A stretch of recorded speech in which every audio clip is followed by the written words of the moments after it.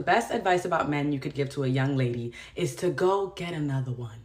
He's not acting right, go get another one.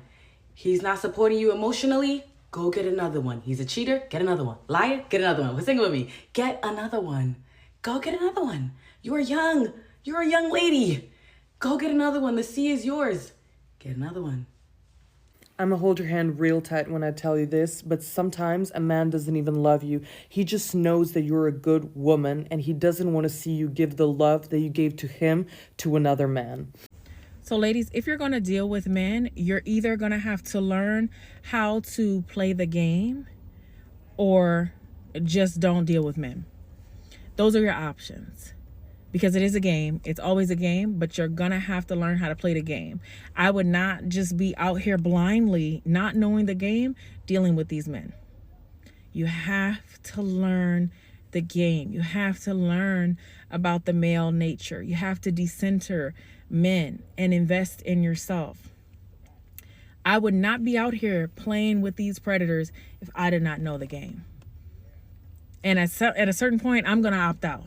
But I would just say my best advice is to not deal with men unless you know how to play the game. All right, ladies, if you are single, dating, in a relationship, we need to have a girl chat. I really need you to listen up. This wisdom is gold. Now, when you're young and dating, you're not really thinking about long-term stuff, and that's okay. I know a lot of women like to go for the bad boys and they'll settle for barely a text back and the bare minimum. The standard for dudes is getting so much lower when your standard needs to be getting so much higher. And I know that when you're young and you're dating, you're not really thinking about the long-term implications of if you do build a future with that person. So let me save you a lot of heartache and give you some wisdom that can save you.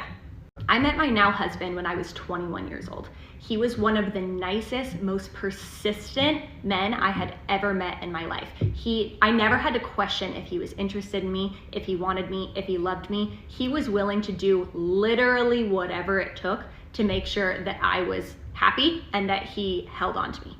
Meanwhile, I was seeing so many of my college friends settle for the absolute bare minimum from these guys because they were like bad boys and they were fun, they were exciting, whatever. Well, I ended up marrying that nice guy. We've been together for 9 years.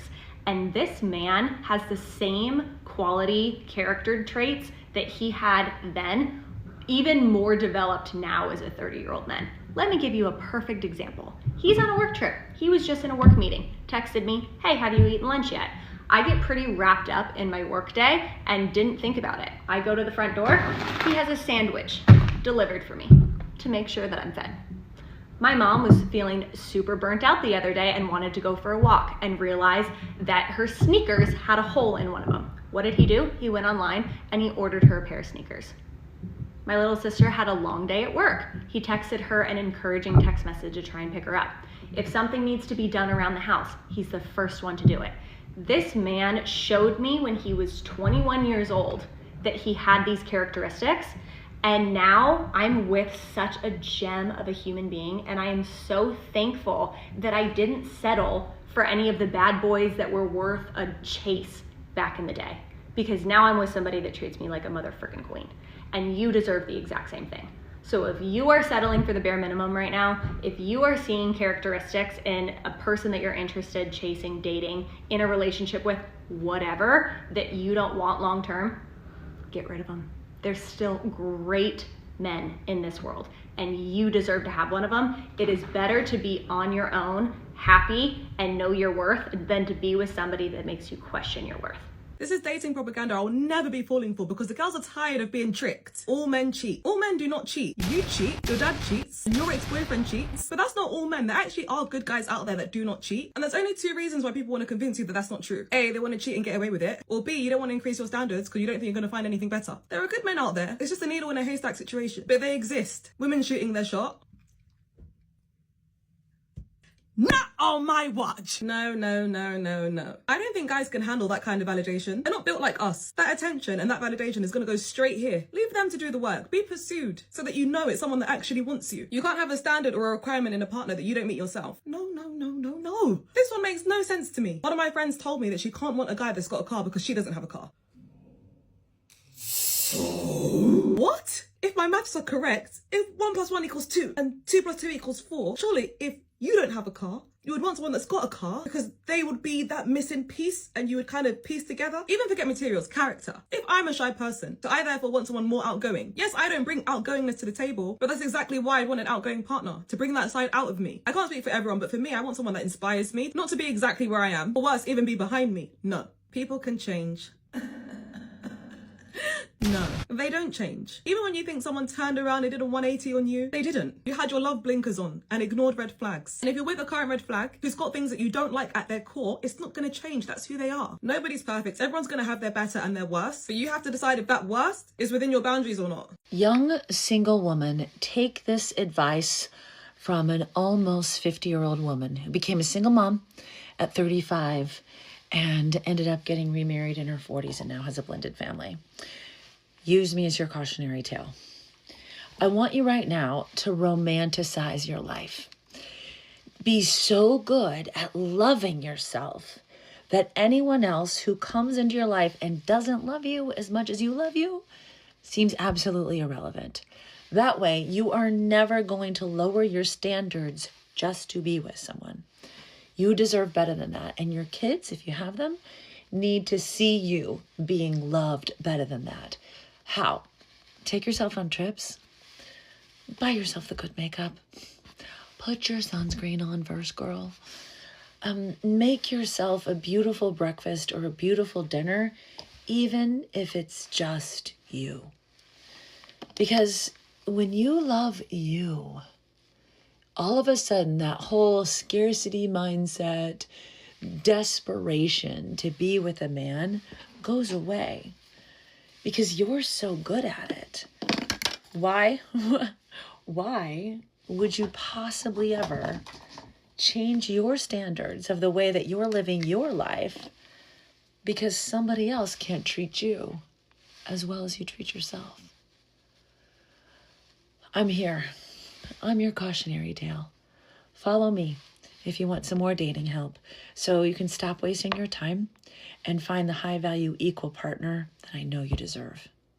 Yeah, it is a lot better than being alone. The worst thing you can do as a woman is not be nonchalant. And this comes as an ex-lover girl that used to be like, I'm not gonna hold anything back, I'm gonna go full force for it. When I was 21, I met this guy in Miami. Within 2 weeks, I was like, listen, I'm gonna fly to LA. I can't let this go. In a month, I was kind of like, what are we? I invested all this time into you. I wanna know where this is going. I think as women, the worst thing we have is this idea of scarcity mindset, whereas men have this idea of plenitude. Men not think that you are gonna be like the last good woman they're ever gonna meet. And know they can go to the club, they can pick up some girl, and she's probably gonna start folding his laundry and feeding him within a week. Shit literally all comes down to the chase. No one wants to hear it and nobody wants to play games, but that's kind of what it is. What about the guy that's like way too much on you? It's very off-putting. It's like, dude, what's wrong with you? When you over invest into men and you prioritize them, you give them all of the power. Being nonchalant puts you at an advantage. Personally, with dating moving forward, I know that if I want to actually get to know someone and not romanticize this idea of them and fall in love with their potential, I have to date several people at one time, because then that way I literally cannot physically prioritize you. Eventually I can wean that down and start to see, okay, who really is a good person for me. This is why you will notice that men end up on top most of the time, because they've taken a really long time to finally settle down with somebody. If you draw back your energy, you'll realize how much oftentimes the ideas that you've created in your head are false and this person's not even as great as you thought they were. A lot of times in my own personal life, we invest so much into a man for him to pick up everything I invested into him and then go to the next girl that's like literally not even paying him any attention and treating her beautifully. It's not to say that you have to be nonchalant forever. If they're not texting you,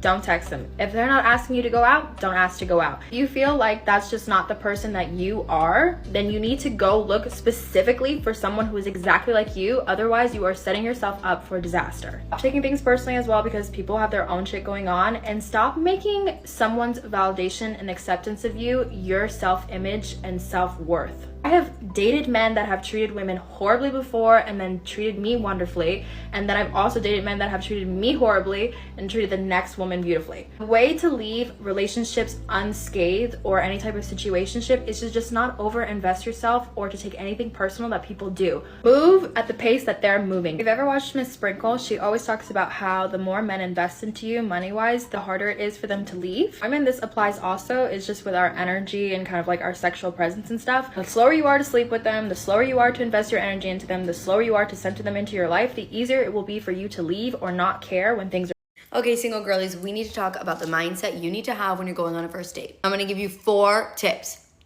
And I was single for 10 years, okay? I did not love dating, if we're gonna be honest. I was too picky for it. But this is what I would tell myself, and this is what I tell my friends. So I'm gonna be telling you. Number 1, let's take the pressure off the date. It's either gonna end up being a funny story, learning experience, or a successful date. Number 2, you're not his lawyer. You're not his lawyer. On that date or after that date, I don't want you convincing yourself that he's a good guy or you should give him another try, blah, blah, blah, blah, blah, blah. If you're not feeling it, just because you feel like, oh, I've been single for a while, or like I really want to be in a relationship, so let me see if it just like works out with this guy. No. Number 3, you're your lawyer. What I'm saying here is that you're the prize. Forget that. The first date is about you deciding whether you want to see him again. Not deciding and freaking out of whether he wants to see you again. That's not what we're focusing on. I don't want you investing your time and your energy into someone that we've only been on 1 date with. Absolutely not. Number 4, this is controversial. We're not sleeping with him. I'm telling you the advice I give myself and the advice I give my friends. And I'm not saying it because like it comes off slutty or it comes off whatever. I don't give a shit. I just think sleeping with someone is intimacy. Like it's probably the most physical, intimate moment you could have with someone, you know? So I'm very much like, let's put one foot in front of the other before we get there, you know? Like, I waited a month and a half with my boyfriend. Probably like 5 or 6 dates, I don't remember, but that's what I felt comfortable with. I also was like, had a lot of boundaries when it comes to who I decided to sleep with, which like we can talk about another time. I was very strict about it and I'm glad I was, because I had moments where I wasn't, and those are the moments I regret the most. Sleeping with someone you won't regret. Also, I tell my friends like, are real, and getting pregnant is also real. We don't want to have that possibility with a guy that we've known for an hour and a half. Second date, sure. The third date, sure. The first date, never. And I get it, there's some people who go on first dates and see with the person and it works out with them. I'm sure it does, it happens all the time. I'm not saying it as in like, oh, he's not gonna like you or he's not gonna do whatever, blah, blah, blah. I'm just saying you're saving yourself. And you're allowing the like emotional potential rather than just starting off so quickly with the physical. Second date, go for it. I don't care. First date, just let's not. I don't know. There's a lot of important things to keep in mind when going on a first date. Be sure of yourself. Know what you want and what you want from someone else. And don't make it so much about whether they like you or not. At least not yet. Be safe out there, okay? The only advice I ever give to women who want dating advice is that you have to be really hyper vigilant of everything that a man you're dating is telling you, because they literally tell on themselves through their little jokes, through whatever. Like in this day and age with so many undercover incels, you literally cannot afford to take anything they say with a grain of salt. Like you have to be the friend that's too woke. And like if they say something that even slightly makes you question them, question their character, like dead ass take that and run with it, because not listening to your own discernment is going to be the main thing that gets you in trouble. So if you ever feel literally even a little inkling of, this man might be an incel. I can't believe I have to say this. He is. Like, please run. If there's one thing I could give younger women advice on that will change their entire dating experience, this one quote that has haunted me and informs me of the bullshit goes like this: you cannot change a man unless he's in diapers.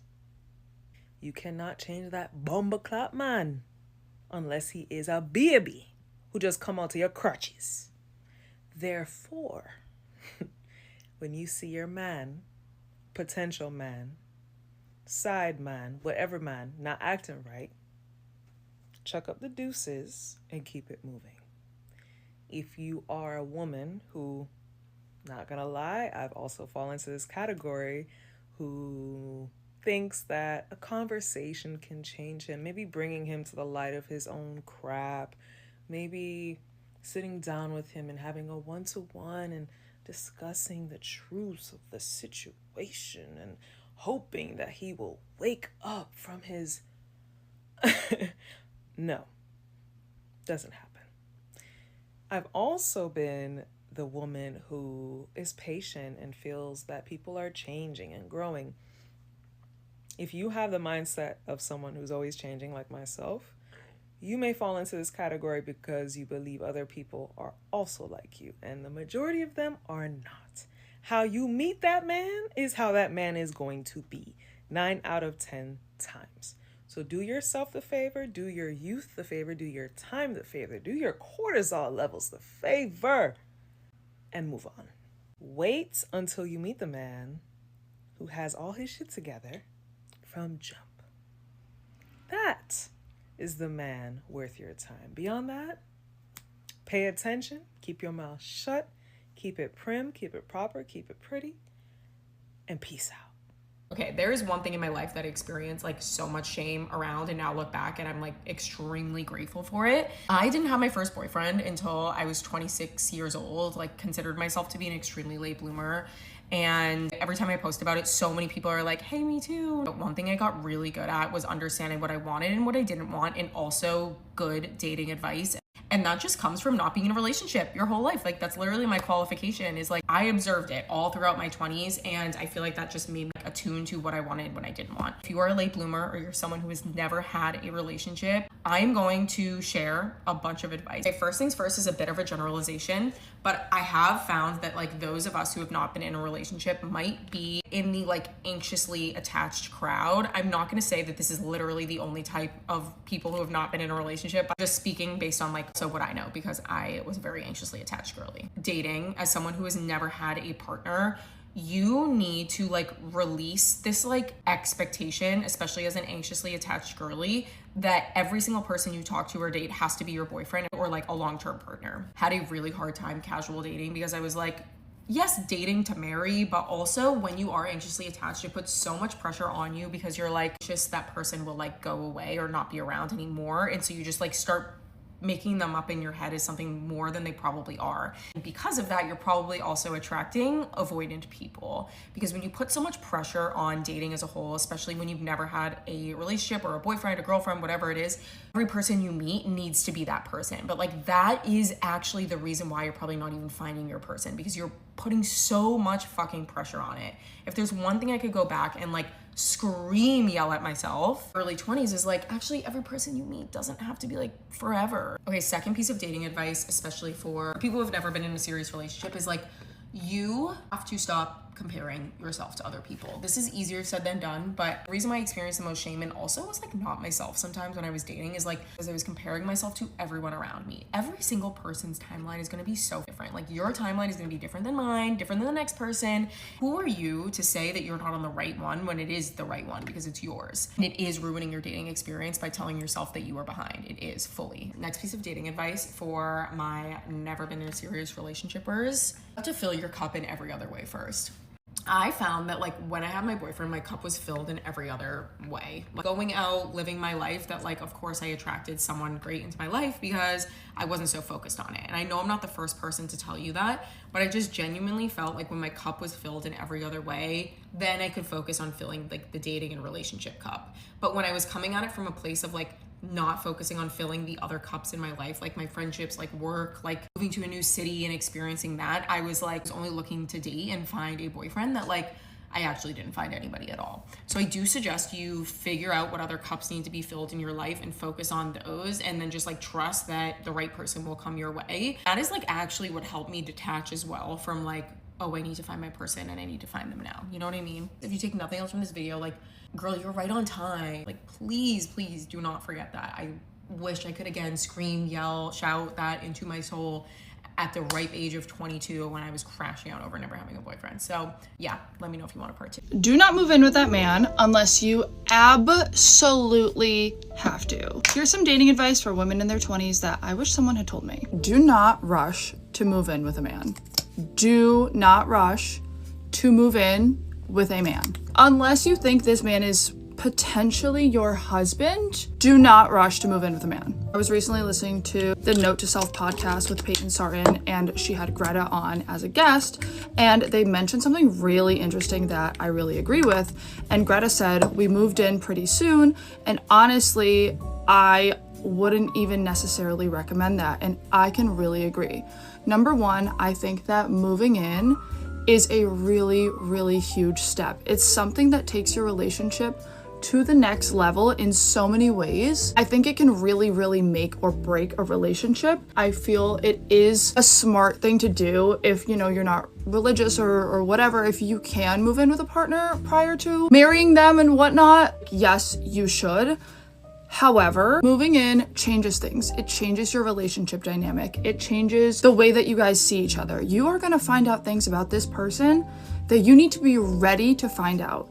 You guys, I'm sorry, TMI, are gonna be pooping and peeing in the same place. You're gonna be folding laundry together and doing all the things that, like, yes, can be really great and can build your relationship and bring you closer, but they can also be really difficult if you're just not in that place yet. Coming from someone who is 30, has been in a very long-term relationship, moved in with a man at the age of 22, it was one of the most challenging things we ever did. Obviously, it ended up working out for me, but I know a lot of people where that is not the case. Not only are you guys like sharing a space and doing all of that unsexy stuff with each other, you're also going to be talking about a lot of unsexy stuff. Things like finances, which can definitely be an unsexy subject if you're just not in that place yet. The honeymoon phase, those like beginning stages of a relationship, are so beautiful and can be so nice. It's so worth it to just take it in and take it for what it is and not rush it if you don't have to. You have your whole life to move in with that man. Once you commit to him and once you marry him, I mean, like,